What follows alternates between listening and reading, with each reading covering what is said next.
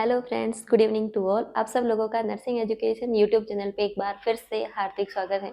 और बहुत सारे लोगों ने एक कॉमन चीज़ मेरे को पूछी है कि मैडम जब हम पढ़ाई करते हैं तो एक टॉपिक पे फोकस नहीं कर पाते हैं और बहुत सारे मल्टीपल आइडियाज़ दिमाग के अंदर आते रहते हैं, तो उस चीज़ का कुछ सॉल्यूशन है क्या? तो उस चीज़ का रीज़न आपको निकालना है, फिर आपको सॉल्यूशन मिल जाएगा। रीज़न क्या है? या तो आप बहुत लंबे टाइम से स्ट्रगल कर रहे हैं और बार-बार आपको फेलियर फेस करना पड़ रहा है, तो आपको कहीं न कहीं ऐसा लगता है कि यार अब मैं इस काम को नहीं कर सकता या नहीं कर पाऊँगी, ऐसा लगने लग गया होगा, इसीलिए आपको मल्टीपल आइडियाज़ आ रहे होंगे। लेकिन ऐसे लोगों को घबराना नहीं है, आपके पास नॉलेज की कमी नहीं है। अगर आपको बार-बार 1-2 नंबर से फेलियर मिल रहा है, तो आप लोगों को घबराना नहीं है। आपके पास नॉलेज की कमी नहीं है, हो सकता है मेरे से भी अच्छा सब लोगों को नॉलेज हो, लेकिन आपको क्या करना है, एग्ज़ाम अटेंडिंग में ध्यान रखना है, नेगेटिव मार्किंग का ध्यान रखना है और हर चीज़ को एमसीक्यू की लैंग्वेज को समझने के बाद में उसका जवाब दें, सीधा ही सुनते ही जवाब नहीं देना है। और पढ़ाई की तैयारी इतनी अच्छी होनी चाहिए कि जब भी एग्जाम के अंदर एमसीक्यू की लैंग्वेज पढ़ते ही आपके माइंड से रॉकेट की तरह आंसर निकलना चाहिए, ऑप्शन की जरूरत भी नहीं पड़े। अगर ऐसी आपकी तैयारी होगी तो आपको सिलेक्शन से कोई नहीं रोक पाएगा। और दूसरी चीज़ ये है कि अगर आप किसी टॉपिक को पढ़ रहे हैं और आपका जो है माइंड इधर उधर डाइवर्ट हो रहा है, तो आप क्या करें, जब भी कहीं ऑनलाइन क्लासेस ले रहे हो या फिर आप कहीं ऑफलाइन क्लास ले रहे हो या फिर आप सेल्फ स्टडी किसी बुक से कर रहे हो, तो आप क्या करें, चीज़ों को लिखें। साथ साथ में आप अगर चीज़ों को सुनने के साथ में लिखते रहते हैं, तो इससे आपका माइंड की कंसंट्रेशन एक टॉपिक पे बनी रहती है, इधर उधर डाइवर्ट नहीं होता है। ये इसका अच्छा सॉल्यूशन है। इसके अलावा चीज़ को लिखने का दूसरा फायदा आपको एक और होगा, जब भी फ्यूचर में कभी कोई एग्जाम होता है और आपको उस चीज़ को रिवाइज करने की जरूरत पड़े, तो आप अपनी नोटबुक खोल के उसको रिवाइज कर सकते हो।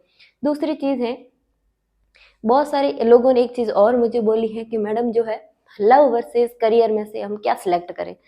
तो आप यार इतने हल्के आदमी मत बनो, आप दोनों काम करो। क्योंकि अगर आपने मास्लो हायरार्की की नीड पढ़ी है, तो उसका जो फर्स्ट स्टेप है वो क्या है? आपकी फिजियोलॉजिकल नीड को कंप्लीट करना। और फिजियोलॉजिकल नीड के अंदर क्या आता है? रोटी, कपड़ा, मकान। अगर किसी आदमी के पेट में रोटी नहीं है तो उसको जो है लव याद आएगा भी नहीं। और दूसरी चीज़ है आपकी सिक्योरिटी। अगर आप सेफ है हर तरफ से, तो फिर आपको क्या करना है, लव एंड बिलोंगिनेंस वाली फीलिंग को भी इंजॉय करना है। दोनों चीज़ें करनी है। आप इतने हल्के इंसान मत बनो, दोनों काम करो। अगर आप मेरे से एडवाइस मांग रहे हो इस चीज़ की, तो आप दोनों काम करें। तीसरी चीज़ ये है कि अगर आज किसी आदमी के अंदर कुछ करने की आग है, तो वो उस काम को करेगा, चाहे कैसे भी कंडीशन उसके साथ हो, तब भी वो करेगा। जैसे मान लो, बहुत सारे लोग जो है एक्सक्यूजेस क्रिएट करते हैं, वो क्या बोलते हैं, वो बोलते हैं यार 80-20 है, बिल्कुल है। कुछ लोग कह रहे हैं बहुत डिफिकल्ट है एग्जाम, बिल्कुल है। कुछ लोग कह रहे हैं 200 एमसीक्यू को 180 मिनट में कर सकता है क्या? बिल्कुल करना पड़ेगा, यही ऑप्शन है। कुछ लोग कह रहे हैं एम्स सीटें बेच देता है। हाँ बिल्कुल, ऐसा भी होता होगा।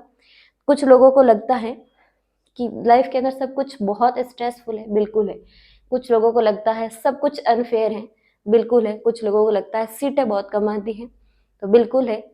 सब चीज़ें मान ली, लेकिन इसका सॉल्यूशन एक ही है, क्या है?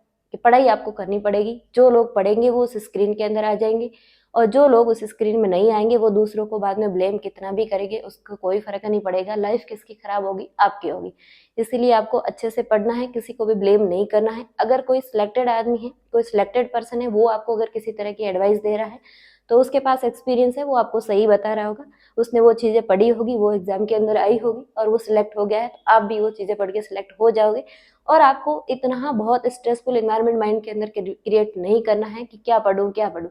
अरे एग्जाम के अंदर वही चीज़ें आती है, उसकी लैंग्वेज को आप समझ नहीं पाते हो, आपको वो चीज़ें पता होती है, फिर भी आप जो है, एम्स का जब भी एग्जाम होता है सबसे ज़्यादा इश्यू होता है एमसीक्यू की लैंग्वेज समझने में। तो आप एमसीक्यू की लैंग्वेज को समझे, आप उस चीज़ का जवाब दे पाएंगे। बहुत ईजी एमसीक्यू पूछे जाते हैं, बहुत ज़्यादा डिफिकल्ट नहीं होता है। और अगर कोई चीज़ बिना सुनी हुई एग्जाम के अंदर आती है, तो मैं ये मानती हूँ आप उस चीज़ को अटेम्प्ट नहीं करें, क्योंकि वो आपकी नेगेटिव मार्किंग करवाएगी।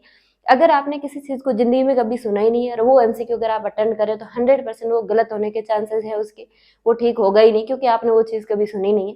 तो अगर ऐसे कुछ चीज़ें आती है, तो आप उसको छोड़ दें। सारे के सारे 200 एमसीक्यू आपको अटेंड नहीं करने हैं और इतना स्ट्रेसफुल इन्वायरमेंट क्रिएट नहीं करना है। होप सो आप सब लोग बहुत अच्छे से पढ़ाई कर रहे हैं, और हर चीज़ को करने में वक्त लगता है। इसीलिए अगर आपका नॉर्सेट का जो एग्जाम है वो सितंबर में प्लान है, तो आप पढ़ाई अभी से स्टार्ट करें। अगर आप अगस्त में पढ़ाई स्टार्ट करोगे, तो फिर आपके माइंड के ऊपर बहुत ज़्यादा बर्डन बढ़ेगा और ये आइडियाज़ आपके ऊपर बहुत ज़्यादा हावी हो जाएगा कि एनक्लेस पढ़ूँ, टारगेट हाई पढ़ूँ, पीआर यादव पढ़ूँ, कोचिंग ले लूँ, टेस्ट सीरीज ले लूँ, ये चीज़ें बहुत सारी चीज़ें आएगी। तो जब तक आपका सिलेक्शन नहीं हो, आप इस रेस के अंदर हो और आपको इसी रेस के अंदर दौड़ना पड़ेगा, आपको ही पढ़ना पड़ेगा। और पढ़ाई के अलावा किसी चीज़ का कोई ऑप्शन नहीं है एग्जाम के अंदर सिलेक्शन लेने का। अगर आप इसके अलावा कुछ और करते हैं तो वो आपकी चॉइस है।